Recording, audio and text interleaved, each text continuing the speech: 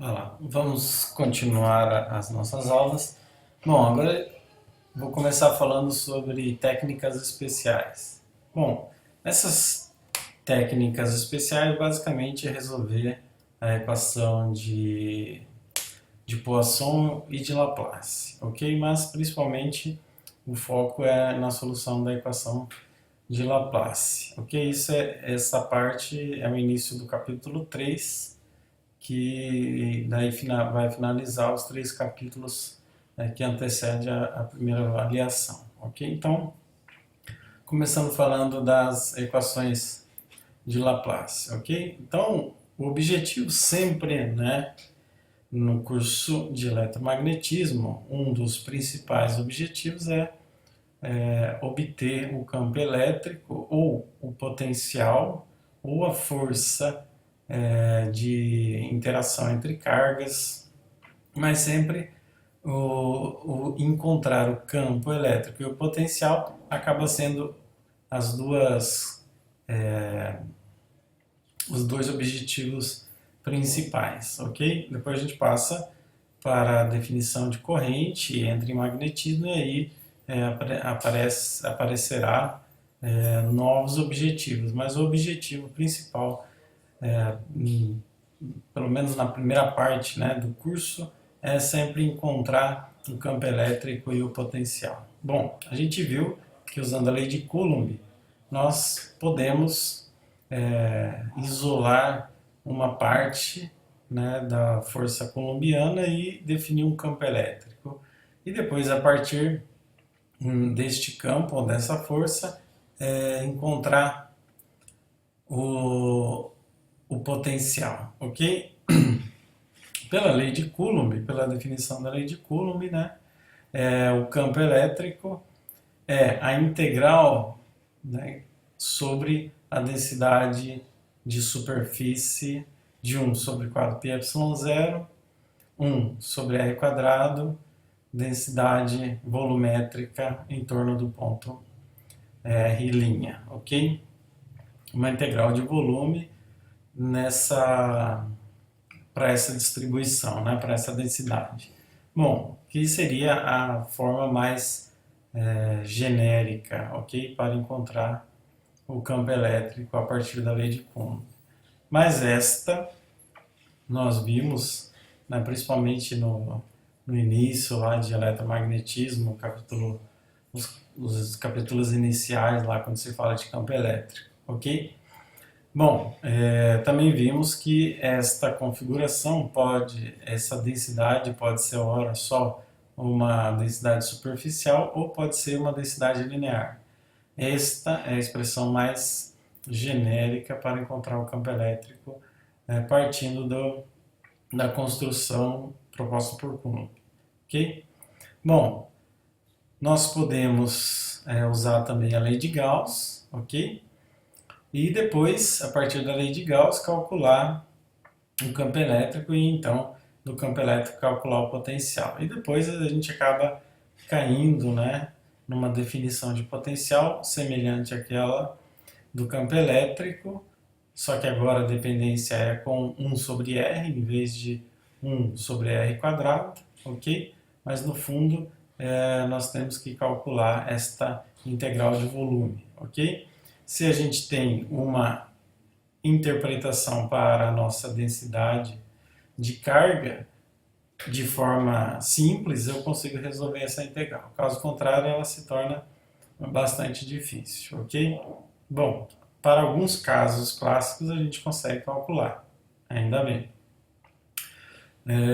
Bom, então vale, né, a pena remodelar o problema na forma diferencial. A gente, usando o teorema de Green, né, a gente pode escrever a definição de campo, a relação entre campo e potencial e escrevê-la na forma diferencial, que a gente chega à equação de Poisson, ok? Bom, a gente pode usar a forma diferencial, que é a equação de Poisson, quando tem uma distribuição de carga, ok? Se eu tiver as condições de contorno adequada, ok? Mais a equação de Poisson, eu acabo resolvendo o mesmo problema que eu resolveria com as duas expressões anteriores, ok? Que são essas duas aqui, para o campo elétrico e para o potencial. Então, às vezes convém resolver pela forma integral e às vezes convém resolver pela forma diferencial, ok? Aqui o foco é resolver pela forma diferencial, usando as condições de contorno, encontrar o potencial e, na sequência, encontrar o campo elétrico, ok? Esse é o objetivo. Bom, quando nós podemos definir uma região, ok, onde não há cargas, ok, a equação de Poisson se reduz à equação de Laplace, ok? Então, Laplaciano de V igual a zero, certo? E é basicamente essa equação que a gente vai estar falando agora, ok? Bom, em alguns autores, né, diz que esta equação é tão importante, né, que basicamente a eletrostática é, no fundo, resolver as diversas formas da equação de Laplace, ok? Bom, dada a importância dela, sempre podemos resolver da forma integral e esquecer a forma diferencial. Alguns casos fica mais simples resolver pela forma integral, mais compreensível, mas algumas vezes a solução só é obtida quando eu faço usando a equação de Poisson ou de Laplace, ok? Bom, vamos, né, começar vendo essas formas da equação de Laplace, primeiro unidimensionalmente e depois bidimensionalmente. Bom, em uma dimensão, vamos pensar o seguinte: suponha que eu tenho um potencial e esse potencial depende só de uma variável, no caso x. Então, o Laplaciano seria uma derivada de segunda ordem, então seria a derivada segunda em x de v, isso igual a zero. Então, esta derivada aqui, aparentemente, parece ser bastante simples. Uma solução, né, para esta equação em uma dimensão, ela é do tipo v de x, que é igual a mx mais b, ok? Parece a equação de uma reta, ok? Onde m e b a gente vai determinar pelas condições de contorno, certo?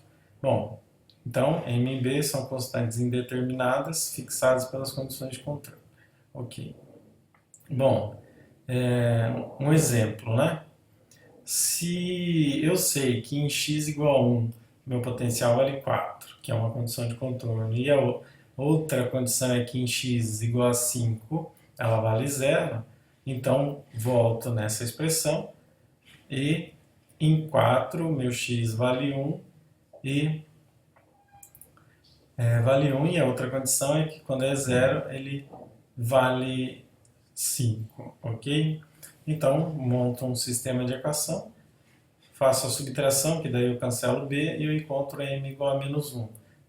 Consequentemente, se meu m vale menos 1 em qualquer uma dessas daqui, meu b vai dizer que vale 5. Então eu usei essas duas condições de contorno que eu sei, aplico na solução que eu encontrei e obtenho então o resultado para o meu potencial. Nesse caso, meu v de x é menos x mais 5, ok? Então, eu parti desta equação diferencial, cuja solução era desse tipo, apliquei as condições de contorno e encontrei a solução para o meu potencial. Isso é simples porque está na forma unidimensional, ok? Bom, Existem algumas características importantes que a gente tem que ressaltar. Como eu estou falando de uma derivada, ok? Então, v de x, essa solução, é uma média, ok? Por um lado, ele equivale a menos x mais 5 para esse caso em particular, mas lembrando que isso é uma média. É como se eu pego em torno do ponto que eu quero calcular, eu posso fazer um ponto um pouco mais avante, menos um pouco menos a distância de um ponto mais anterior ao ponto x, divido isso por 2, então isso me dá uma média. Então, em outras palavras, quando eu faço uma derivada, eu estou fazendo uma média, ok? Basicamente, é isso que a gente aprende lá desde o início, ok? Então, tem que sempre lembrar que quando eu uso a forma diferencial, no fundo eu estou fazendo uma média, ok? Mas é expressada de outra forma. Então, a precisão, né, deste ponto também vai depender do quão grande meu A é, ok? Bom, a outra coisa é que a equação de Laplace ela não tolera máximos e mínimos locais, ok? Esses máximos e mínimos eles ocorrem nas extremidades, ok? Bom, vamos ver de uma outra forma. Bom, em duas dimensões, a equação de Laplace é escrita agora na forma de diferenciais parciais. Então, eu tenho a derivada segunda de v em relação a x, mais a derivada segunda de v em relação a y, tudo isso igual a zero. Só que agora as derivadas são parciais, elas deixam de ser ordinárias, ok? E passam a ser equações diferenciais parciais, ok? Bom, a solução para esse tipo de equação, ele já não é mais tão simples como a gente viu, v de x igual a mx mais b, ok? Não é tão óbvio a solução para esse tipo de equação, ok? Bom, geralmente as soluções são do tipo harmônicas, que no fundo caem, têm propriedades parecidas com no caso unidimensional, ok? No sentido, eu posso sugerir uma solução para esse tipo de equação, aplico as condições de contorno e verifico e encontro a minha função. Nesse sentido, elas são parecidas, ok? Bom, uma característica, então, semelhante ao caso unidimensional, é que o valor de v no ponto xy, ok? Agora é uma média daqueles pontos em volta do ponto.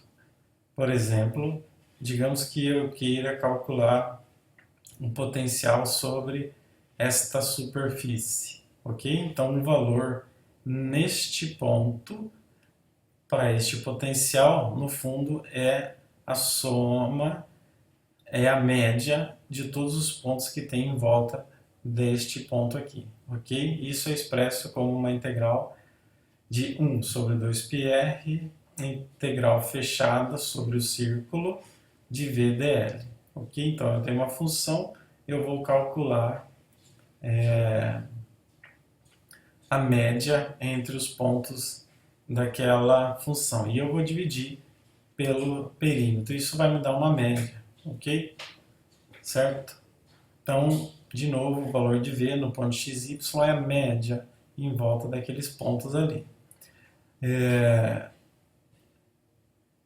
V não tem máximos ou mínimos locais, extremos ocorrem no contorno. Bom, eu poderia imaginar o seguinte, sobre este ponto aqui, se eu largasse uma bolinha sobre esta área aqui, essa bolinha ela não pararia em nenhuma posição dessa superfície porque não tem máximos e mínimos locais. Não deve ter, ok? Vou dar um pause para continuar.